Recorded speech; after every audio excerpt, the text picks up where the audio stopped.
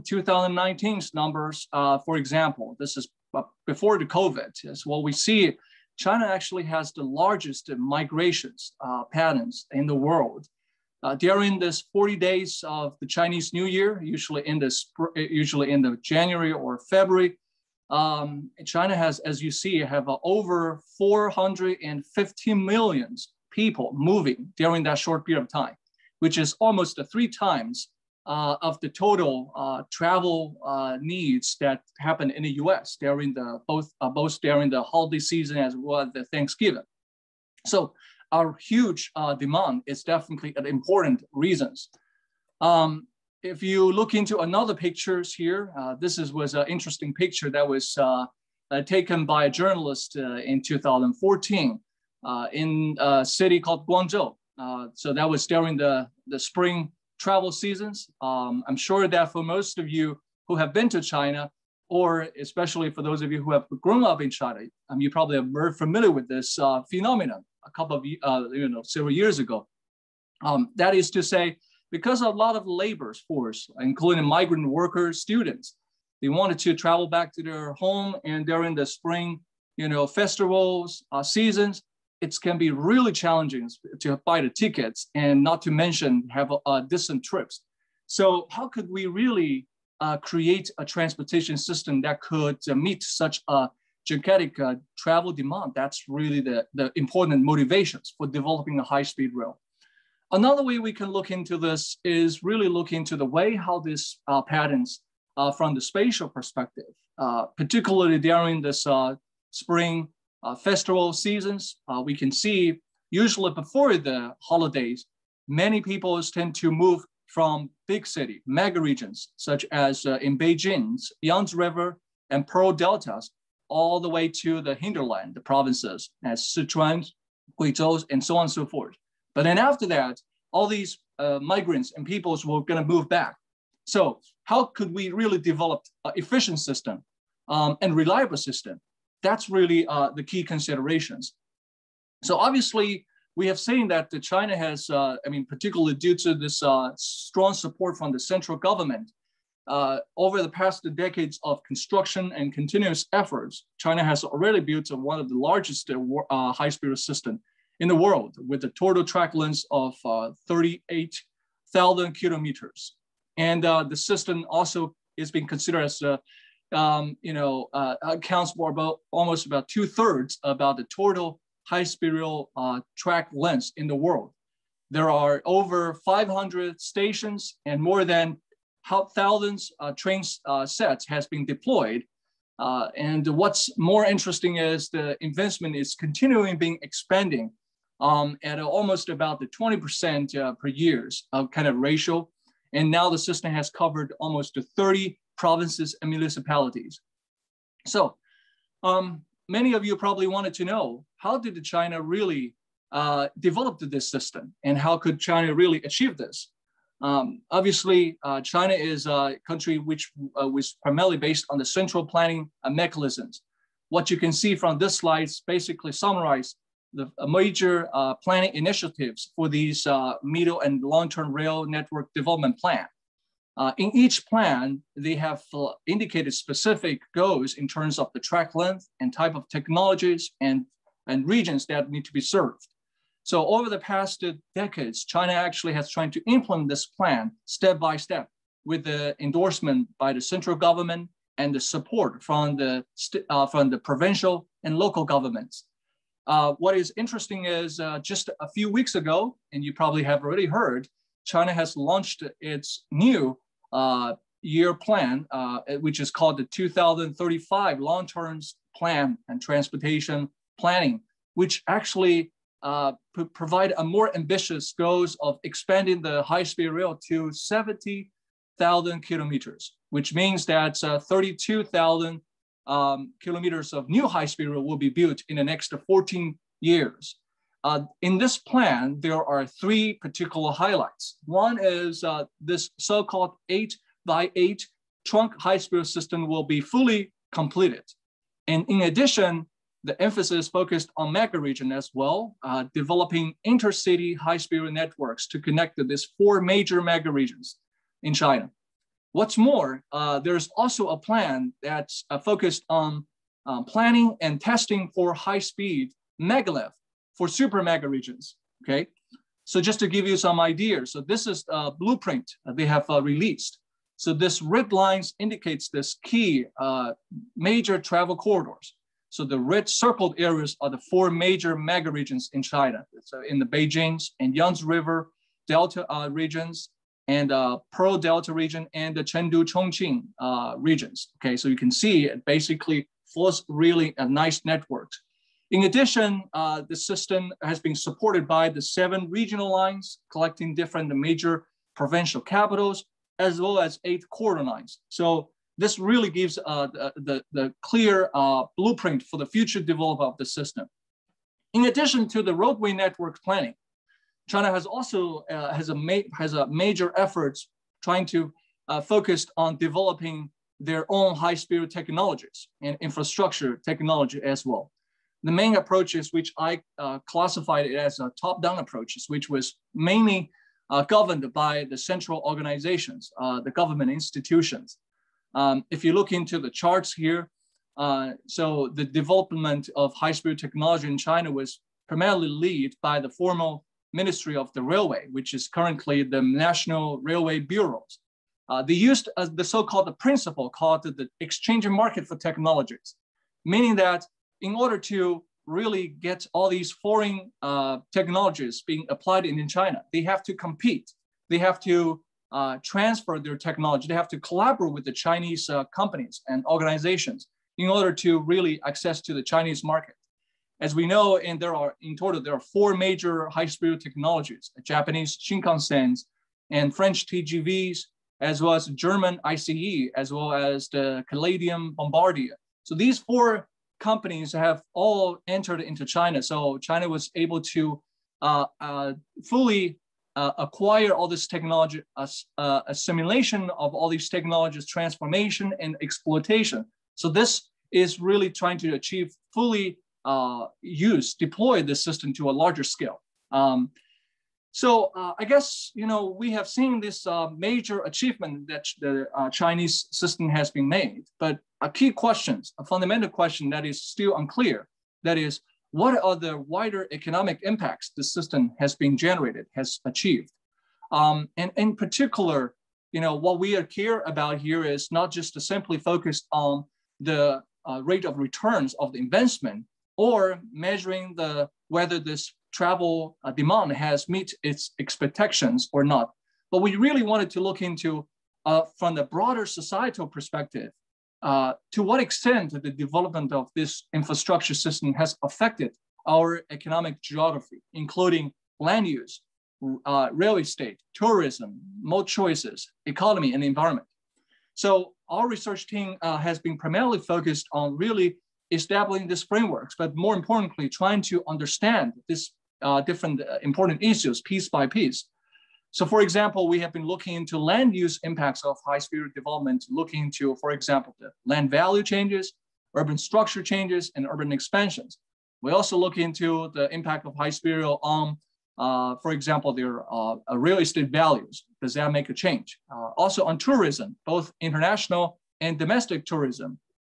Mode choices, we focused on mainly how high-speed has changed the other modes of transportation, including aviation, intercity buses, as well as the conventional passenger rail, because there's important issues related to the social equity. Economies is definitely an important issue. So we're trying to look into this by different levels at the national level, regional level, and also economic efficiency in specific markets. Environment aspects, we focused not only on CO2 emission, but we also look into how the introduction of high-speed rail has affected this transportation resilience overall for the society, particularly given the occurrence of the severe weather events, as well as the recent human disasters, such as COVID. So due to the limited times here, I'd like to use the remaining of the time really focused on 4 different topic areas, just to give you some overarching ideas about what's the main questions we are trying to investigating, what's the approaches we have been taking, and what are some of the research outcomes. So this is a picture basically illustrating this recently new developed high-speed rail station in Xiong'an new areas. If you heard about the Xiong'an is been considered as one of the next perhaps centers, right, for the China. So there has been a lot of efforts being developing. But what I want to point to your attention, get your attention is really, and you can see this rail station has been developed in the rural areas. That has been, on the really totally green field with no other activities before. So this is what we are really trying to look into here. In terms of the land use impact, we really wanted to know what roles does the development of high-speed rail has played on the changes of urban land use structures, okay? And how does this urban land use structures change spatially during the process of high-speed development? Because obviously, as we see, a lot of the land has been used, but we don't know whether this has been moving in the right directions or not, whether this is being used in an efficient way or not. So in this particular studies, what we tend to do is we're trying to use a kind of big data. We used crawling methods. We used 1.5 million records of the land transaction data from the government website, and we used some spatial econometrics modeling and trying to capturing their effects, both the local effects as well as the spillover effects. So why this is important, again, as I mentioned, land use is an important part in this high-speed development process. This is a picture just to give you some ideas about this so-called high-speed rail new towns that has been developed in China. Many cities in China during the construction of high-speed rail have also observed the huge expansion of the urban land, developing the so-called high-speed new towns. What you see is a lot of the new town has been clustered in this high-speed rail trunk lines. Here is another pictures shows to you, how these different new towns varies. Again, you see some of them are being developed in the existing urban land, whereas others were being developed in the total rural and the suburban areas. So in fact, we have seen during the process of high-speed development, there has been different activities such as the intensive land use, the land waste, prosperity of the land use, particularly for certain sectors, for certain purposes, such as real estate, or so on and so forth.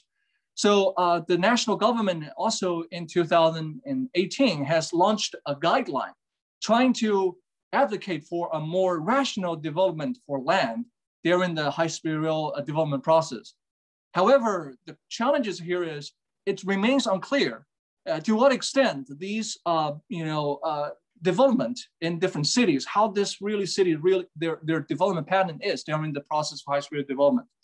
So what we are trying to do here is really to hopefully providing some empirical evidence to understand to what extent the impacts of high-speed development varies on this land use structure changes among different types of cities. So what we're trying to do is we're trying to look into, for example, comparing the effects both the city with high-speed rail and without high-speed rail. But we also trying to comparing the patterns by the different type of cities. So just to give you some quick ideas, this diagram shows to you the total volume changes of land use. We compared both the city with the high-speed rail and city without high-speed rail. What you see here is obviously most of these cities experienced a relatively higher land use for particular residential purposes, for commercial and business usage, as well as for transportation related usage. And also we find that the high-speed rail related station and has a relatively higher land use changes compared to the cities without the high-speed rail system. If we compare this pattern by this different type of city, we can see some similar patterns in terms of their overall changing of trend and also the shares. But we can also see for some cities, particularly for the smaller cities, such as the tier 3 cities and tier 4 cities, the ratios of the land used for commercial, for residential purposes tends to grow relatively faster than other type of city, particularly during the process of high-speed development. So we actually did a bunch of regression analysis using spatial econometric analysis. And the study actually provided a couple of important findings. So basically, first the finding we find out, obviously, the study confirms transportation infrastructure growth plays a very significant role of affecting land use structure change in the case of China. And in particular, we find out the impacts, the influence from the high-speed rail development is much substantial compared to metro, urban transit, or the roadway networks. That actually confirms, obviously, the high-speed rail effect has a significant impacts on the urban land structure changes. In terms of the regional differences, we find out that the impacts tend to be much strong in the tier 2 and tier 3 cities. This is based on the kind of population, level of populations. So in other words, medium and smaller sized cities tend to experience a more rapid land structure changes compared to large cities. And we also find out the current effects are primarily local effects. The spillover effects is relatively smaller. One of the possible explanation was because the period of our analysis was focused on 2008 and 2015, because during that time, a lot of the system was still during the development. So it's still too early to find it out to the significant spillover effects. So we also find out that the financial constraints is also an important factors that could affect the decision-making for the land use for local government. In particular, we find out, for these medium and smaller sizes of the cities, because they have a huge financial constraint, meaning that they have a higher physical debt, this city tends to be more interesting or more willing to facilitating the land, development through the process of high-speed rail. So we usually, when we're doing this kind of study, we often ask ourselves, what would be the implication of this study? I think for this kind of study, there are at least two important considerations. One, given that we understand there is a significant differences of the impacts among different type of city, this definitely provides some evidence and support to help us policymakers or planners to have a more clear focuses or understanding, and particularly on these smaller size of cities, so that we can provide a more specific guidance for land use changes or policies to achieve a more effective land use patterns. The second important takeaways of this type of study is really we have to do a more cautious way of transportation infrastructure planning so that we can hopefully better utilize the land and to achieve a higher efficiency. The second topics I like to share with you is the topics focused on the social equities. As we know, for large infrastructure systems like high-speed rail, it tends to affect the entire economy, the entire society. But what we care here is about really how does this high-speed system would maybe affect this, certain social groups, especially those, let's say, socially vulnerable groups of people. Okay, and what factors that would actually excluding these social groups from using this high-speed system? And this is definitely important issues from the equity standpoint of view. So this is a kind of work I actually collaborate with my colleagues from the Chongqing Jiaotong University. We conducted a large scale of survey, including over 5,000 of passengers. And what we focused on is we focused on surveying those people who take the conventional rail system instead of high-speed rail. And we asked them, why do they still choose to take the conventional rail, given that there may be a choices of high-speed rail? And the survey was conducted in 2019. It covers both the holiday period and the non-holiday period. So here, just to give you, again, an overarching background on this issue here, we can see both basically the ridership of high-speed rail has increased substantially since its deployment. On the other hand, we can see the ridership for conventional rail has been stagnated here, but still there are a relatively large number of people still using the system. It has been declined for recently, but still bounced back for a little bit recently. So we asked a particular question such as, is there any high-speed rail station at your destination? What about the fare? Are you in a hurry for the trips? What about your habit? Do you feel you wanted to save the money for hotels, or smoking is a consideration?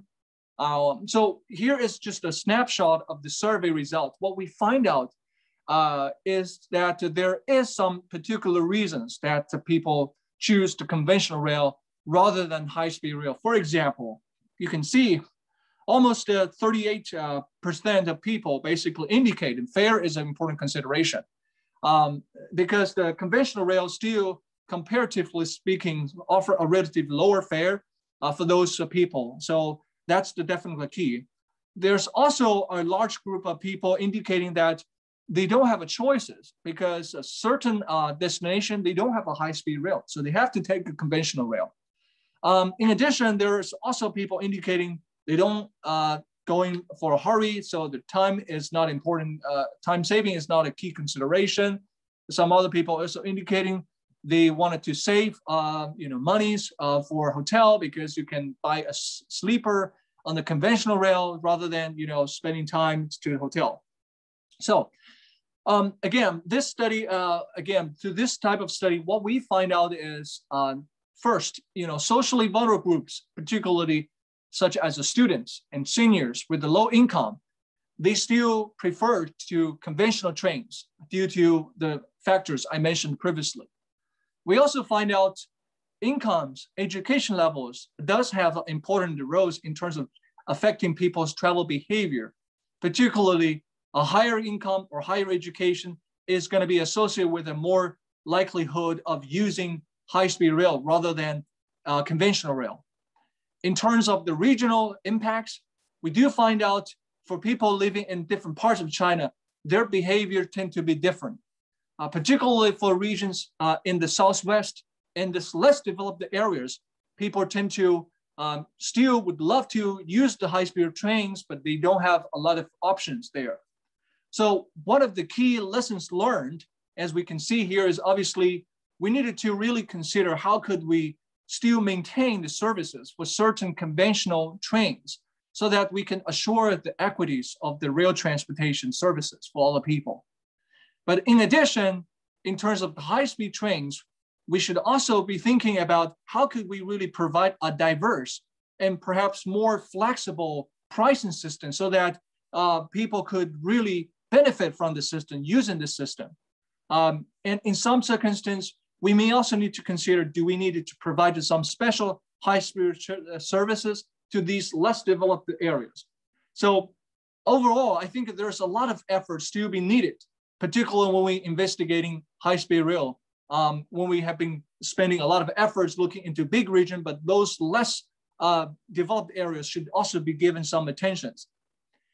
The third topics I wanted to share with you is the impacts of high-speed rail on the regional economy. Obviously, this is a very important topic and also a very complex topic. The reason I mentioned complex is because, as we know, if you're using the different research methods, if you're trying to evaluate this from different angles, you may get totally different answers, which I will talk about that shortly, and you will see that. So what we are trying to address this kind of question here is really we're trying to use in different methods, different approaches from different angles, hopefully to provide a more holistic understanding on this issue. Specifically, there are two important questions we care about. The first one is, what is the impact of high-speed rail on regional economic disparities? Okay. Second is, what is the long-term regional economic impact of high-speed rail development? When I say long-term impact, I mean not just simply about the period during the construction, but also after the system being deployed, how the system would hopefully affect the productions, activities, affect the transportation costs, affect the travel behavior, so that will affect the economy overall in the longer term. So the data we used for the analysis, including various sources. For example, we used indicators trying to mapping the general statistical associations between the economic performances and the development of high-speed rail. And we use a panel regression modeling following the endogenous growth theories. In addition, we have also been using input-output data we're using the state-of-the-art impact analysis modeling called the CGE, the computable general equilibrium analysis, which is based on simulation methods and trying to understand how the economy responded to a shock, such as the increase of the transportation system to the society. So just to give you some kind of summaries, and you can see this is a diagram basically illustrating the regional disparities that we're trying to capture using these different indicators, including the Gini coefficients, the CV index, and the Theo index. So the lower the index, it means the economies tend to be more equals or towards a convergent patterns, which means less disparities. What we see here is during this period of 2000 and 2014, the Chinese regional economy does move toward a more coordinated development patterns, are a less disparity regionally. If we look into the rail system, looking into the rail passenger demand, we can also see a similar trend. And the way how we try to evaluate this is we really look into not just simply about the quantity of the high-speed system measured by the rail density, but we try also to look into how does the travel time change, accessibility caused by the high-speed rail differs. How does that affect this changes of the economic outcome? So this one basically gives you some ideas about different regions after the deployed high-speed rail, what will be the time saving looks like. In general, we can see a huge travel time saving has been observed after the introduction of high-speed rail. Again, as I mentioned earlier, the challenges of this topic is really, if you change the scale of your analysis, or if you change, let's say, the different methods, your result could be quite different. So what we're trying to measure was really, we're trying to look into different geographic levels. And at the 3 regional classification, as well as the 8 regional classification, and to see if the result is consistent or not. So in terms of the CGE modeling, so this diagram basically illustrating the mechanism behind the investment in rail system, how does that generate the economic impacts. Basically, we can see it can be generated through the land use as well as the output effects through the expansion of the output, the cost reduction, productivity increase, as well as a demand effect. So this is a kind of quick summary of these long-term regional economic impact results based on our CGE simulations. What we generally see is that, and you can see when we divided this by the different regions, some regions, particularly in the less developed regions, they tend to experience a relatively faster GDP growth than the developed regions. Again, this is a kind of evidence basically shows to you that the investment from rail sectors and from the high-speed rail does provide a stimulus to those less developed regions to catch up for those well-developed regions. So overall, what would be the conclusion here? We can see is, in general, our study confirms that the development of high-speed rail in general has a positive effects in terms of reducing the regional economic disparities. In other words, it facilitates a regional convergence of economic activities. In particular, we find out the regions in the central and the western regions, they tend to grow much faster because of the improved rail transportation networks.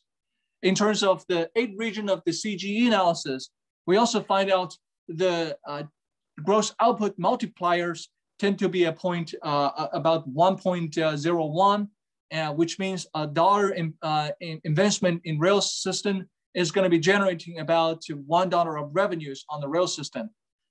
So basically, again, as you can see, this study in general, we do confirms the investment in rail system, particularly high-speed rail, does achieve its original goal of achieving a coordinated regional development as outlined in the Central Rail Development Plans. However, one limitation I have to mention is, given this is still an ongoing process, and given that there's still a lot of aspects we have to look into, there, such as specific markets. So there still needed to be efforts that trying to expand this research, hopefully to provide a more dynamic understanding on how this impacts would change in the longer term.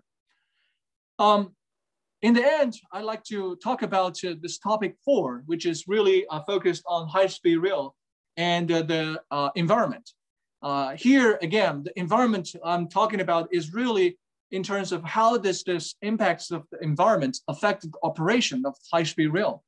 And also, to what extent the development of the high-speed rails may have contributed or may have affected the resilience of the overall transportation system. Given that we know that we are living in a very dynamic and changing world, we have been facing a variety of type of threats, such as the extreme weather events, climate changes, as well as the pandemics, right? How could we make this system, the transportation system overall, be resilient? That's the important question we have to clarify. So for this type of studies, we take a slightly different perspective and approaches to address this issue. In particular, we use the big data combined with the methods such as GIS, conventional regression analysis, as well as machine learning approaches, really trying to understand based on the past data, past historical information, and then understand the pattern, and hopefully we can forecast and understand in the future performances of the system given the change of the environment. So just to give you a quick highlight here. So this is a kind of short visualization we developed a couple of years ago. And basically this shows to you a comparison between the high-speed rail. This is the aviation system for selected corridors. The different color basically highlights the different, different on-time performances under the same weather events. What you can see is obviously we can see under the same weather events, the performance obviously sometimes varies substantially. We find out high-speed rail and aviation does vary under different extreme weather events. So this is a qualitative summary. What you see here is we find out in different cities, in different regions or corridors, high-speed rail system, generally speaking, tend to be much more vulnerable to snow events. In other words, if there is a snow that happens, particularly in the city, such as you can see in the central and the southern part of China, that tend to cause a huge disruption. But for the aviations, obviously, that tend to be more sensitive to different types of weather events. As I said, we have also trying to doing this a little bit step further using some machine learning approaches. This is a diagram basically illustrating the mechanisms. Basically, we can use all these different informations we obtain from different resources, and then we can try to use this to train our models to understand how the performance of these systems becomes given the change of the weather events. And then we can try to understand their outcomes in terms of their on-time performances, their delays, and so on and so forth. So just to quickly summarize here, so for this type of research here, we do find out for these extreme weather events, it does have a different spatial heterogeneous effects on both high-speed rail and the aviation system. In particular, we find out in different parts of the countries, the impacts tend to vary differently. For the regions in the southern part, if there's a snowstorm, definitely that's going to cause a huge disruption, similar to the recent snowstorm happened in Texas, as we have observed. But if there's some other events, such as a major thunderstorm or so on, if that happens in the South Coast areas, that's also going to cause a huge disruption of the transportation system overall. In addition, we also trying to evaluate the impacts between the interaction of high-speed rail and the aviation.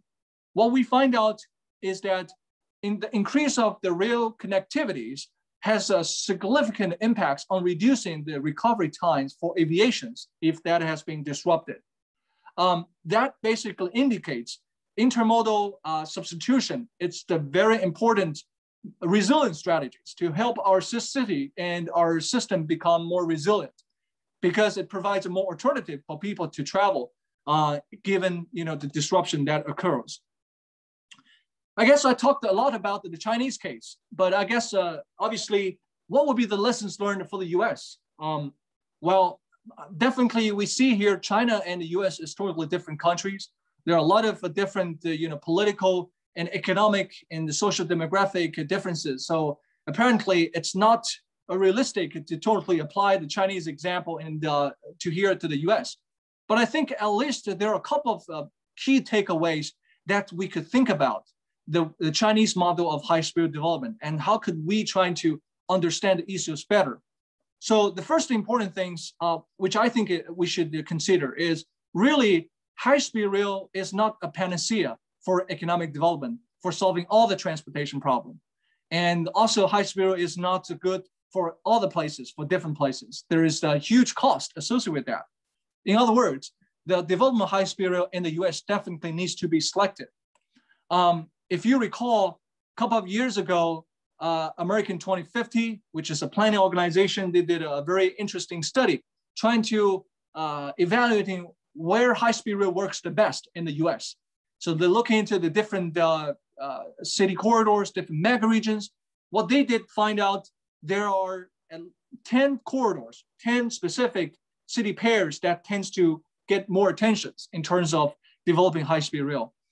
Most of them included in the northeastern corridor with the high population density, okay? And also in the southern, in the west coast, obviously the Los Angeles, San Francisco is another one. And here we have Texas and Houston, which is also one of the promising corridors, right? So definitely we should not expect it to develop high-speed rail everywhere in the US. But I think it needs to be more focused on strategies and approaches, really focused on those promising corridors, and particularly with the higher population density and higher economic activities. In addition, I think as we can see in the US, one of the major challenges here is really we have a different mentalities from different peoples. And the democratic countries, obviously, different people have different ideas. A couple of years ago, I wrote an articles, how American exceptionalism could explain the challenges that faced by American, high-speed rail development. Obviously, we needed to have a more efforts to educate the public, to improve the public's awarenesses about the benefit of high-speed rail.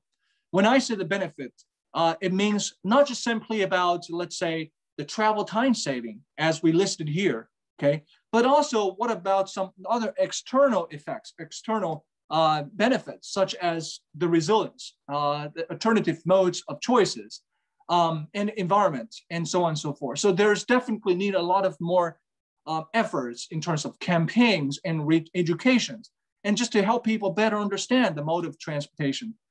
I think in the US, people are just so obsessed about the vehicles, private vehicles. And so that's kind of a really challenges. And so definitely more efforts is definitely needed. Last but not the least, I think also we needed a stronger support and stronger and also efforts, both in terms of research and the collaborations. Research meaning that how could we really better understand the feasible approaches for high-speed development in the US? And particularly, how could we develop a specific models, business model, financial models, and technological models, engineering models, and planning mechanisms. So to facilitate the development of high-speed rail. For example, as we have seen in the case of China, there have been various types of specific models. In some regions have been really adopting this TOD mode for high-speed rail. And that has been coming in more and more promising. Would that be applicable in the US? Definitely, we need a more understanding. Collaborations. We also need a collaborative efforts, not just simply among this, different stakeholders, among, let's say, the engineering firms or companies, but we also needed universities and institutions to spend efforts trying to understand that. What we can see from the Chinese example, one of the major success of the high-speed rail was because they had a very organized structures for R&Ds and for technologies, applications, implementations, and so on and so forth. So which I think this definitely needs a little bit more efforts. So hopefully we can have a better understanding whether high-speed rail will be feasible in the US and to what extent it could be feasible. With that, I guess I will stop here and thank you very much for all your great attention and looking forward to the discussions. Thank you so much, Dr. Chen, for giving us an overview of your very comprehensive research on high-speed rail and high-speed rail impacts on various aspects. High-speed rail basically as a space-time shrinking technology. The direct impacts is to improve travel time, improve travel performance, but the wider and longer impacts and very complicated to study, and they're out there, but really warrant investigation. So your study cover such a wide range from economic business impacts to social equity, spatial inequality impacts, and transportation or regional resilience. And also in terms of learning from you, study research methods, and also a wide range of methods utilized for different aspects of the study, and traveler survey, the before and after assessment, and the CGE, computable general equilibrium methods. And so very, very comprehensive. And now I'd like to turn the floor to the audience. And feel free to just ask a question directly. At the same time, post your questions in the chat. Here I have two questions in the chat, and then go back to the audience. I see two hands up. Professor John Landis of Penn, and then Mrs. Cicilio of Texas. So here, the first question in the chat, a very enjoyable talk. Or maybe if a person is there, Jing, is this one from University of Cambridge or a different person, happen to be the same name? Yeah. So it's in here. Yeah. And, so glad to see you. Yeah, thank you for circulating this, and really enjoyable. Well, I could just quickly read out my question, really. I'd like to ask your views of high-speed rail in China post-pandemic, because in some ways, just like Elon Musk would say, this kind of high-speed rail technology is yesterday's technology, and I would generally think would be useful for you to counter that point. But I give you two points to discuss. One is to say this year's New Year's vacation, because of the COVID mitigations, have given people an experience of staying in the city rather than traveling back to the countryside. How would this affect Chinese New Year 2022? This is my first question. Second is that I've seen the most recent State Council of China's directive to tighten rail investment criteria. So this is going to be harder for people to build rail now, both within cities and also for high-speed rail. So would this point to a different direction of development in the future? Thank you.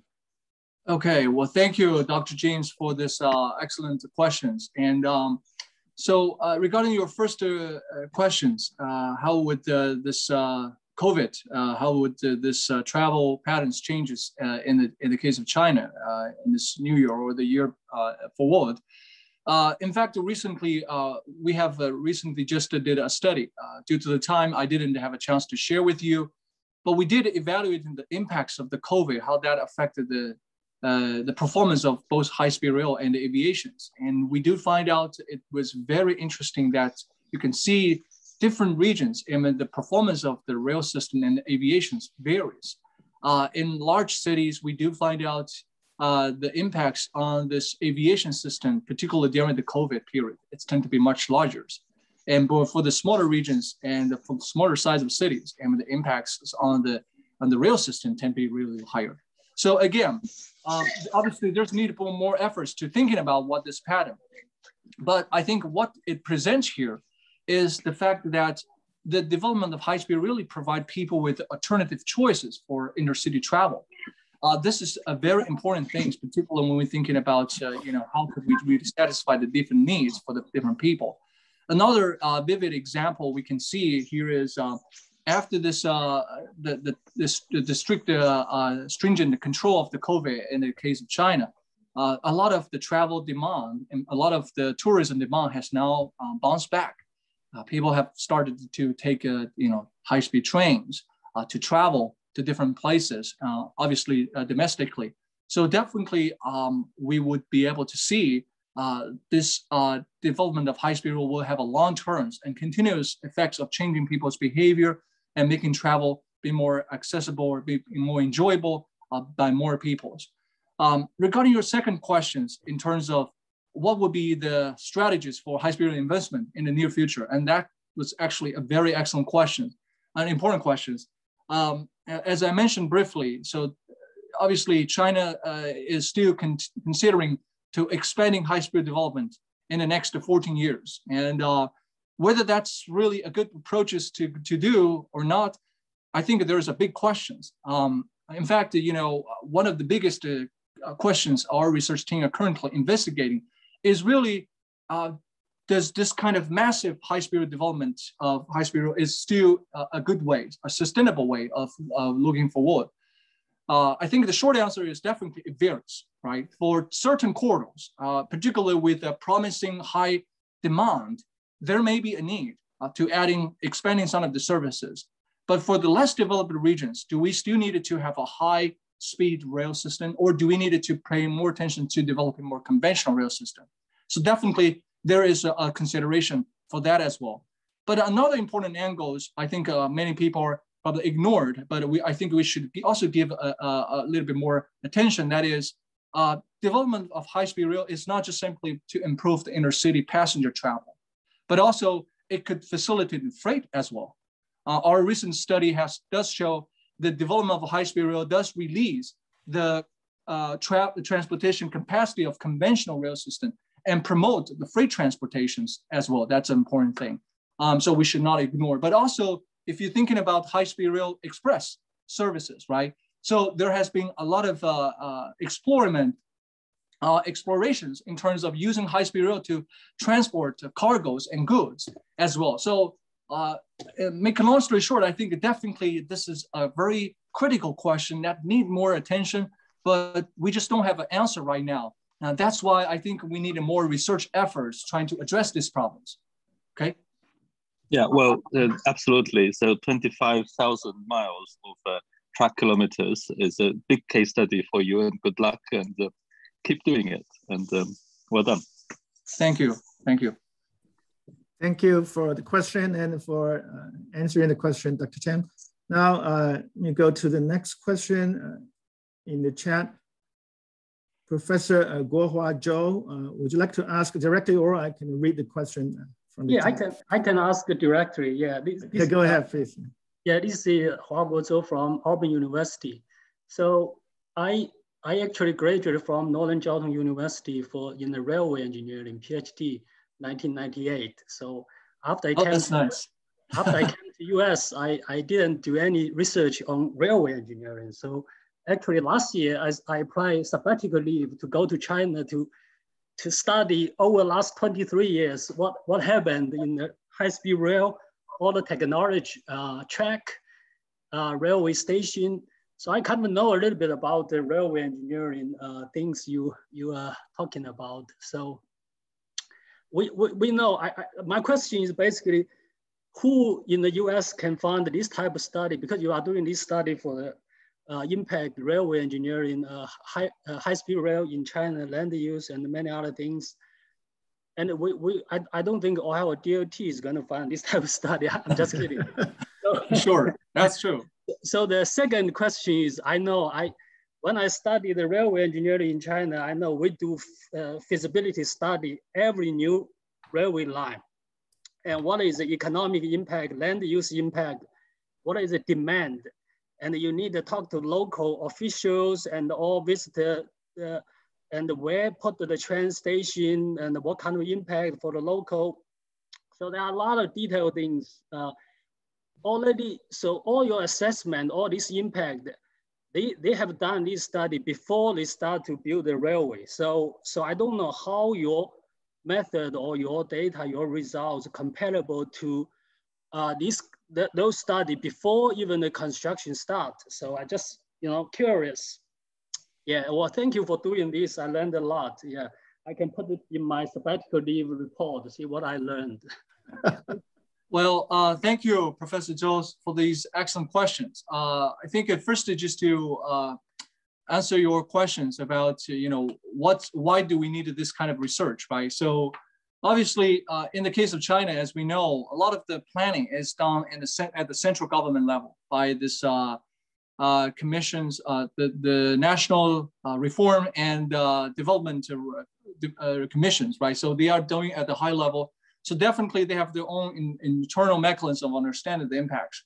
But what I wanted to point it out is that the conventional or the classic approaches of doing this investment is really at the project level, such as what you see also from the World Banks, from the ADB, or from the other institutions. They're trying to focus on measuring the rate of return of investment, both based on the benefit to cost analysis, or they're based on engineering approaches of travel forecast, travel demand modeling, understanding whether the traffic flow meets the expected goals or not. There has been really very limited focused on evaluating this wider economic benefits and impacts.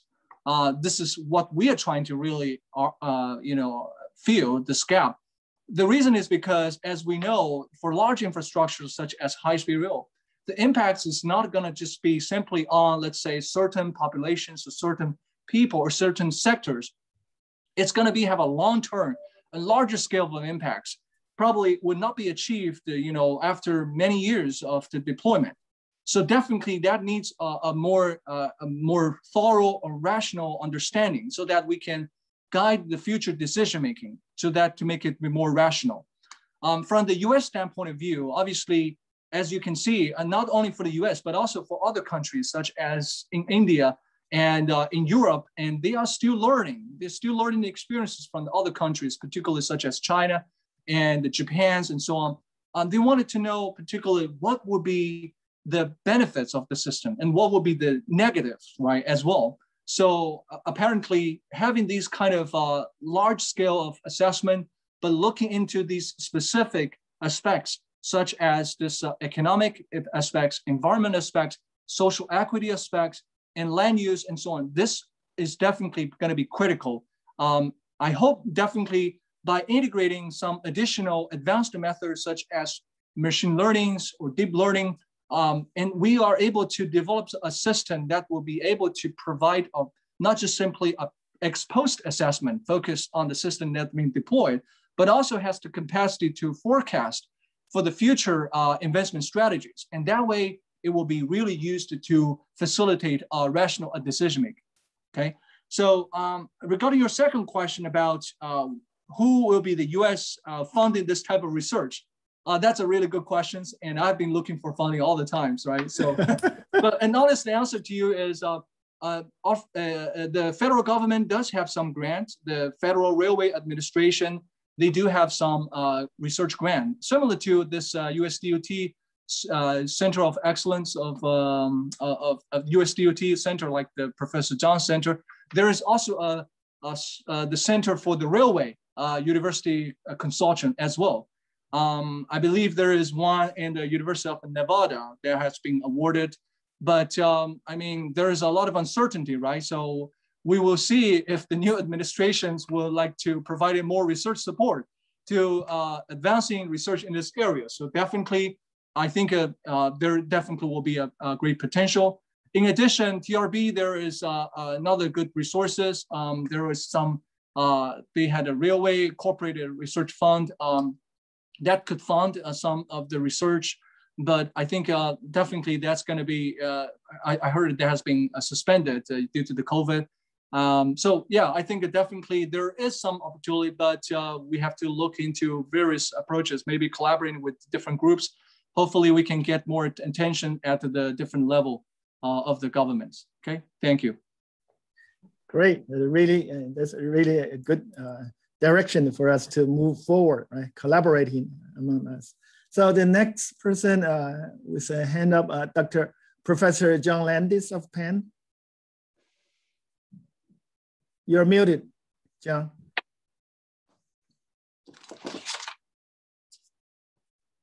Oh, great. Thank you. That was a great presentation. I really learned a lot. Thank you. I'm working on a book for the CM2 called Mega Projects for Mega Regions. And there's a chapter on high-speed rail in China. And I really learned a lot from your presentation. It'll be really helpful, both in terms of its comprehensiveness and its clarity. A terrific job. I want to ask you 3 questions, and they come from a report that was done in 2019 by the World Bank on high-speed rail in China. I imagine you're familiar with it. And it suggested that there were many lessons. I'm going to talk about 3, and I'd be interested to know whether you agree with them or disagree with them. The first was on the big lesson that they came away with was that standardizing the design of both the hardware and the planning system and the right-of-way and the bridges over such a large network really had big payoffs in terms of cost efficiency and scale economies, and that what other among the things that other countries could learn is that by developing both standardized train sets and standardized right-of-way and construction techniques, you could actually push the per kilometer construction cost and operating cost down much further than anybody else had done. And that was a good, or any other country had done. And that was a really useful thing that China had experienced. The World Bank was less impressed in answer to your last question about a return on, or comments about return on investment. The World Bank, as you noted, takes a return on investment approach. And they sort of concluded that by focusing, China having said, well, we want to build a network, the 8+8 network that they ended up building, and built it in incredible time, amazing time, basically 10 years. But by focusing on building out the network, they came up with a system in which when you looked at the return on investment, even allowing for sunk capital costs, only about 3 out of the 16 lines had a positive return on investment. And to a certain extent, because of the demand, because of the traffic, to a certain extent, they were subsidizing the rest of the system. And that if you actually said, what's a real cost of capital? And if you actually had a return on investment criteria rather than sort of the Chinese government's sort of non-discounted form of lending, only about 3 of the lines would make sense. Maybe a little more, maybe a little less. And their last conclusion, they weren't as optimistic about you as you were about the spillover benefits, the economic spillover benefits and the multipliers. And they questioned whether they were really sizable. They felt that what high-speed rail had done was enabled a number of airlines to discontinue unproductive airline routes, which was a good thing. There were a lot of airline routes in China that weren't that productive.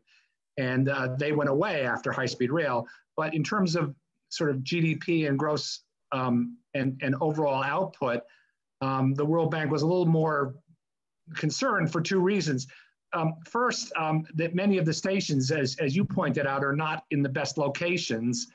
They're not in the central locations. They're in locations where there aren't a lot of, it's really difficult to create business agglomeration economies at those locations, and to create sort of spillover or spill-off development, positive development because of the station locations. And the second one is because of the nature of sort of business relationships and supply chains in China, you don't have a lot of city-to-city business relationships and city-to-city supply chains. You have a lot of international supply chains, but not a lot of city to city. So the idea of business travelers going from city to using high-speed rail to go from city to city to boost business productivity, it really hadn't turned out quite as well as people had hoped. So I wonder how you, those conclusions, I think they complement what you said. They don't really disagree, but I wonder how you would regard them. Okay, well, thanks, John, for your excellent comments and questions. Well, these are definitely very valuable questions, and a lot of questions I also heard from my colleagues from the World Banks and ADB as well. So here are a few of my thoughts. So first, a question regarding the standardizations of the networks. Well, yes, I agree with that. So standardization definitely is important. As we know, this is particularly for countries in the Europe and also in the Southeast Asia, where you can have a variety of the railway standard and the track standard, technological standards, especially if you wanted to build an interregional system or a system that's going to be serving a mega region or mega countries, right? So that's definitely need a little bit more attention. From the economic standpoint of view, I mean, that's definitely reflect the fact of how to achieve the scale of the economies, right? The economic scale, that's, I mean, if you have a standardized system, that would actually lower your cost of deployment and will help your maintenance also be much easier, and also will facilitating the peoples to travel to a larger scale. So definitely that's an important consideration. I don't think this has a big issue in the US because a lot of the US railway tracks is already standardized, and they are actually owned by the private railroad companies. So that's not a major concern, but primarily for in the developing country, that's going to be a major issue. Regarding your second question on the return to investment, particularly when you're talking about different agencies, they focused on the short terms of the return of investment, whereas the overlook of the long-term impacts. Well, this is understandable. I mean, obviously, these investment companies or investment banks or companies, they're looking into a short-term impacts because they wanted to get their returns back as quickly as possible. However, as I mentioned, high-speed system, I mean, it really varies depending on how do you see the system really functions. Some countries consider this just as a private mode of transportation service. It's probably just as what we have been deploying in Texas, be considered as a private companies who's going to provide in services. Obviously, they pay attention to the rate of return. But in the case of China, we need to understand one thing, that is the railway travel and rail transportation is considered as a so-called quasi public agencies. What does that mean?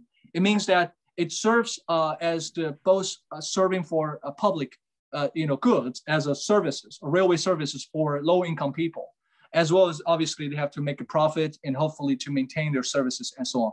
So from that perspective, obviously some of the benefits, even though it is important for the society and for the countries in the longer term, such as maintaining the equities, right? Making people guarantees all the people have equal access to this system. I mean, that's something it's hard to quantify. I mean, from just the short-term standpoint of view. For example, I can just mention, you can see in the case of China, one of the most profit line is obviously this Beijing and Shanghai high-speed corridor. However, what you see, the corridor from Xi'an to Urumqi, integrating this Xinjiang provinces, that's going to be, there's also a 250 kilometers of high speed being developed. But if you're thinking about return of investment, obviously that's going to be really, really low. But maintaining that system is important. I think that this is the same in the US, especially when we're talking about, long distance transportation like Amtrak, long-term, transportation, for people. I mean, there's people still would like to use that system. I mean, to travel from one places to another. So how could you make sure everyone have the access to that? These benefits, it's hard to quantify. So I think that's something, obviously it depends how you wanted to view this. But one thing, based on what I have been observed, is that even though for big agencies such as ADB and the World Bank, they are still focused on their own approaches of quantifications or measuring their impacts. they have also started looking into the benefits and the kind of the value added of these wider scale of investment. Again, I think this is the way we should push for, particularly from the planner's standpoint of view, because we wanted to hopefully develop a system not just to simply benefit for certain groups of people in the society, right? We needed also to help actually making sure that other goals of our society also be met. So definitely there's needed a lot of consideration, such as what would be the best financial model, what would be the best planning approaches, and so on and so forth. So yeah, I think definitely a lot of efforts need to be done, but great questions. Thank you, John. Thank you, John, for sharing your thoughts and asking the question. And by the way, for the rest of the audience, and Professor John Landius is also the founding member of our center. From the very beginning, we put together a proposal competing for the grant, and then and to the management of the center. And now he's focusing on writing a book related to megaregion, including rail infrastructure. So the next was hand up, Ziqi Liu, Ms. Ziqi Liu. Hi, Dr. Zhen. Thank you for your presentation. It's a really comprehensive introduction about Chinese high-speed rail, and also appreciate your great suggestions during the IACP conference back in 2019 when I was in the same session with your doctoral student, Jun Mei. And so my first question is about the suggestion you gave me back then, because I was doing a very preliminary result about the economic impact analysis for the Dallas-Houston high-speed rail, and you kind of suggest me to use the CGE analysis, CGE models, and I did some research about that. So there's a question. I can understand the sectoral productivity and the transactions based on this model, but it seems that it is more comprehensive, which include the environmental impact and welfare impact. So I wonder how those kind of data are collected and measured in the system. And also I wonder for a high-speed rail, which is still on paper as a plan, like the cases in US, is there a way that we could predict those environmental impact without measuring them? And my second question is about your topic too on the equity issue, because I also did some research on the equity for my own dissertation. So I know that in US, when we talk about the equity, we'll probably focus more about the racial things, and like I know income is also an important indicator. But in China, I feel that the racial thing is not that popular. So I wonder in China, when we talk about the equity issue, are there any other indicators that are important besides the income, like in that context? Yeah, those are my questions. Thank you. Okay, well, thank you, Ziqi, right, for your good questions. Yeah, so first, regarding your question about the CGE, right?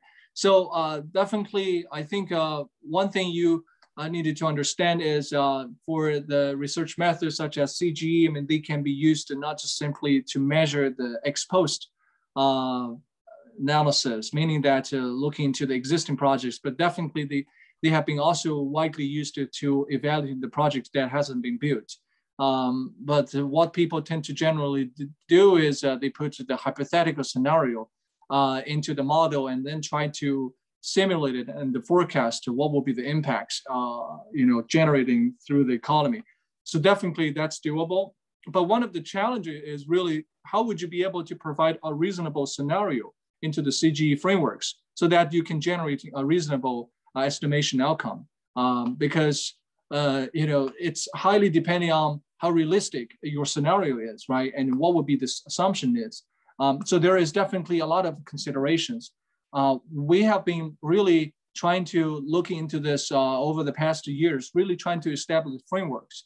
Hopefully we can provide a more clear modeling mechanisms to guide the specific modeling practices. So you may want to check some of our previous publications, trying to look into what would be the most relevant approaches to set up your specific scenario. So that's one thing. Regarding your question about the data or numbers, how to calculate in the environment impacts and the welfare impacts in the CGE frameworks. So one thing you wanted to know is for the welfare impacts, it's really measured what we call based on the EV, the equivalent variation. That is based on this, what we call the disposable personal income. So that's a common approach is based on utilizations through the household's expenditures activity. You can look into some textbook and you can get some information on that. For the environment part, some CGE model does has the environment, components. For example, the GTAP model, if you are familiar with, they do have a kind of a CO2 emission data set, which allows you to directly estimate the environment impacts in terms of the CO2 and other pollutant, output generated through the shock of the CGE. So you can look into that more specifically. I think your second questions, remind me, I'm a little bit blind-minded for a second.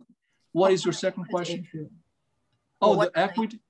Important indicators about the equity issue in China. Oh, okay. Yeah, that's an excellent questions as well. So yeah, for definitely, in the case of China, I mean, not just about in China, but in this impact assessment of infrastructure investment in this big field, there has been a lot of emphasis, not simply on these conventional economic output indicator, but there have been all focuses on the quality of life.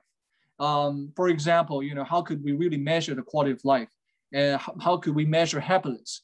How could we really measure how people really enjoy the services, right? So, I mean, these are definitely some additional things we can consider.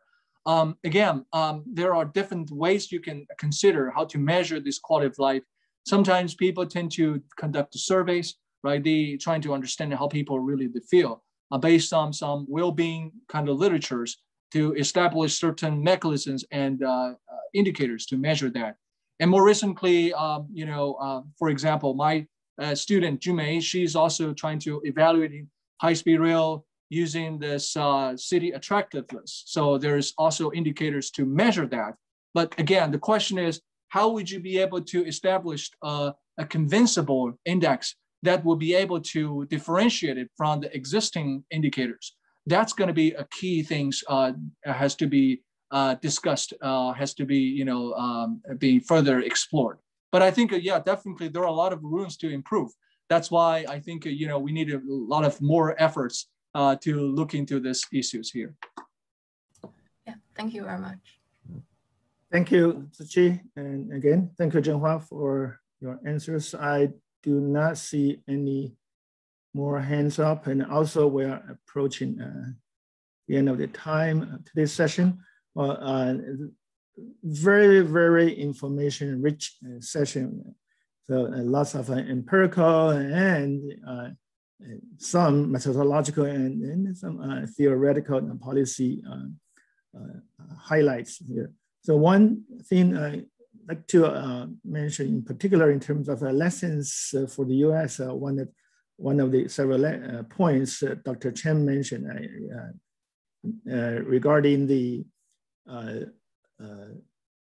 selective approach for high-speed rail in the US. I think that's a very important point because China has relatively low personal and regional mobility to start with. So when high-speed rail arrives, it actually creates a big margin in terms of mobility enhancement and then the resulting accessibility enhancement. In the European countries, they have been on the rail-based infrastructure for a long time. So upgrading to high-speed rail, yeah, it's kind of a natural improvement in a sense. But in the US, the car plus airplane-based mobility level is already high. That creates a quite high market entry barriers to high-speed rail to come into. And then and aside from many other factors, of course. But even that, still there are market segments and market niches that high-speed rail can outperform in other modes of transportation to serve local and regional travel demand, and then still generating sizable impacts, whether in terms of economic improvement or reducing the spatial inequality. In particular, I really appreciate that empirical point you mentioned that high-speed rail benefit the second and third tier cities in China more than others. I think that can learn something in terms of currently addressing the spatial inequality, in particular, this called left behind places, the small and medium inside the cities, rural areas are really falling behind, and those very fast growing metropolitan area cities, super cities like New York, Seattle, others. So lots of things to learn. And then I totally agree with Dr. Chen that still lessons could be learned and transferred to the US context. So thanks a lot. And then if you don't mind, people, could you turn on your video? I'll do a screen print photo and then post on our center's website. Oh, Dr. Alan Shearer is here as well. Thank you for joining us, our Associate Dean for Research, very supportive to our center operation here. So everybody here.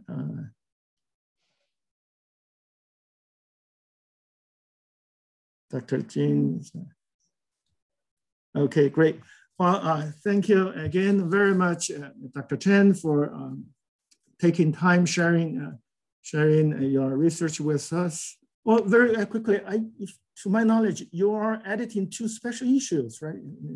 The professional academic journal. So yeah, that may be a good piece of information to be shared with people in the audience here. Yeah, so well, thank you, Professor Johns, for invitations. Yes, we have been organizing 2 special issues. One is on the high-speed rail and environment, and that is on the transportation research part D. It has already been closed, but if you have any particular paper that is really linked to the topic and thing, you can write it to me, and I can discuss with the editor-in-chief and see if we can make that as exceptions. We have also a second call right now is open, and I will be sharing with Professor John shortly later, and that was on the journal, open access journal called Access Sustainability. We're looking into we'll be looking into the uncertainties of the world for transportation infrastructure investment. So definitely looking forward to everyone's who are interested in make a contribution. So thank you. Yeah. Great.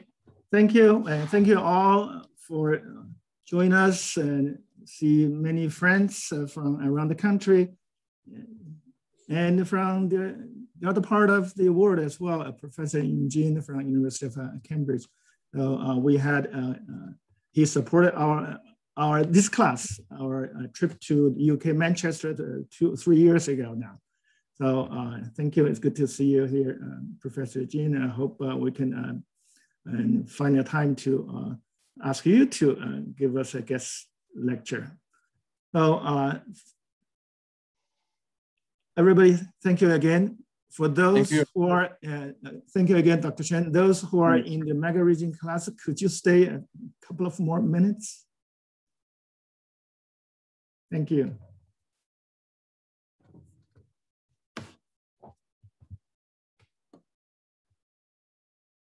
Okay, so what do you think? I guess probably a little bit overwhelming in terms of the information covered by Dr. Chen's talk, because he has been doing this for many years since his doctoral study.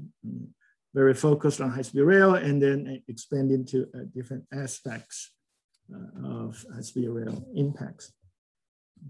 But I think, I hope you can learn something.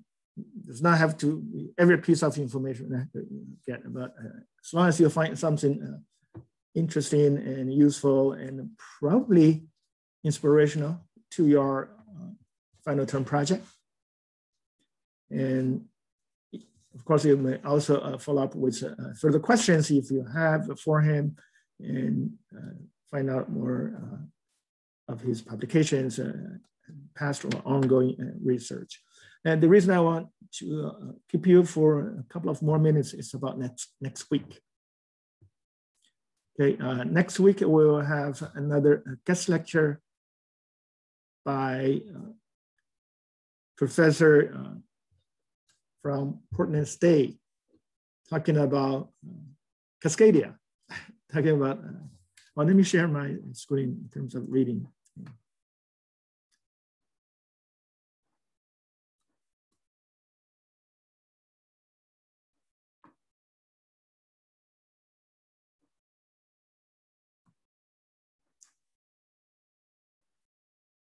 Just a second. Start recording first.